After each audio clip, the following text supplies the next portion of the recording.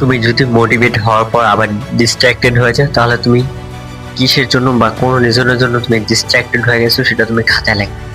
তুমি যদি কোনো জিনিস খাতায় লেখো, কোনো প্রবলেম যদি লেখো, তাহলে লেখার সময় তোমার প্রবলেমটা 70% সলভ হয়ে যাবে, কারণ তুমি বুঝতে পারবা তুমি কি জন্য ডিস্ট্রাক্টেড হইতাছো।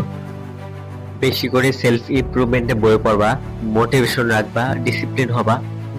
তুমি যদি মোটিভেশন হারায় ফেলো, তাহলে তুমি খাতায় লিখবা কোন কারণে তুমি মোটিভেশন হারায় ফেলতেছো, কি সমস্যা হচ্ছে তোমার। ফোন ইউজ ফোনে স্ক্রিন টাইমটা কমাবা, আর রিলস কম, এসব তো দেখবে না। তুমি ঘন্টার পর ঘন্টা রিলস দেখো, এটা খুবই খারাপ।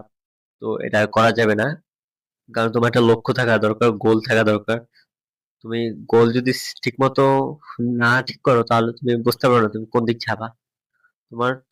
তোমার লাইফে একটা এম থাকা দরকার, যে তুমি কি করতে চাও, কি হতে চাও। তুমি কি ডাক্তার হবা, ইঞ্জিনিয়ার হবা, নাকি তুমি কন্টেন্ট ক্রিয়েশন করবা, যা ইচ্ছা, মানে তোমার একটা গোল থাকা দরকারই। গোল না থাকলে তুমি লাইফে মানে কিছু করতে পারবে না। তোমার এদিক ওদিক হয়ে যাবে, তুমি কনফিউজ হয়ে থাকবে, মানে কিছু, মানে তুমি কিছু করতেই পারবে না। তো একটা গোল থাকা দরকার সবার লাইফে।